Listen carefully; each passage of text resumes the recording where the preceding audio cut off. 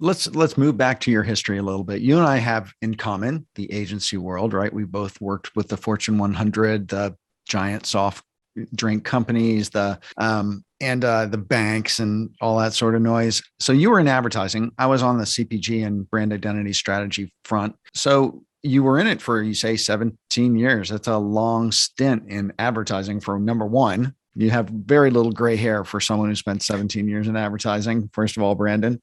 And second of all, why'd you bail? That's my big question. It's my favorite question too. I'll be Well, honest. and I did the same thing. So I'm curious about you. Yeah, yeah. Well, contrary to popular opinion, I actually enjoyed my job and I enjoyed comfort. I'm not a natural born risk taker, believe it or not. And I wasn't necessarily looking for the next big thing. I wanted to just enjoy my life, enjoy my family, live in the lifestyle that I choose and be happy. But what I realized is as I got further down the road and more experienced, I had these great resume, things that I could check off that, as you mentioned, some of them, right? And I was happy with that, but I realized that at the top of the game, at the people that are running the Fortune 100 ad agencies, there's only like one or two spots at the table.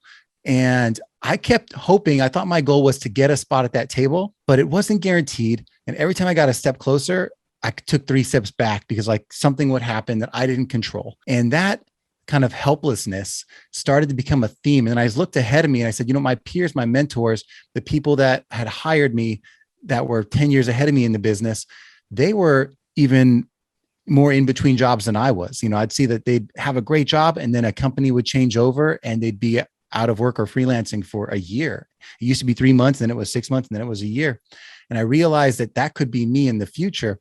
And I started to think, well, what is it that is going to make this not happen? What puts me in control of my lifestyle and being happy? And what I came to the idea was that I needed to be my own boss. I needed to be in charge of my reputation. And so I, went down the road that a lot of people went down, which is maybe I'll try building my own business. Maybe I'll try freelancing as a consultant for a little bit and then seeing if that can be something I build to be my own.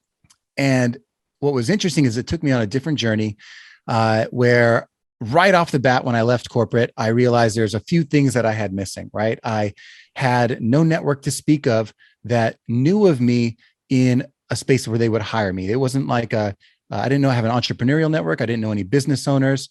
I didn't know any people that were connected to people like that. And I didn't have any specific perspective in the market that I shared that was my own. I had no reputation and I had a great resume, but that isn't reputation. That is a history, right? So I realized really quickly, I need to figure out how to do this. So I got out there and one of the first things I stumbled across was like, let me get these ideas out of my head, share my perspective. And it was blogging, podcasting, and recording videos. And in that, like trying lots of things out in terms of creating content, I started to find my way. And that led me kind of towards this podcasting route and personal branding route that I'm on now. But I'll tell you the biggest thing on that road, there was a lot of fear in leaving my comfort zone, in leaving that comfortable resume and that, that job that I knew would pay the bills. But what drove me was the fear of being irrelevant and the fear of not building something that I could control. And it's the best step I ever took to invest in myself, to have courage in my own voice and to see where that could lead me. And that's where we are today.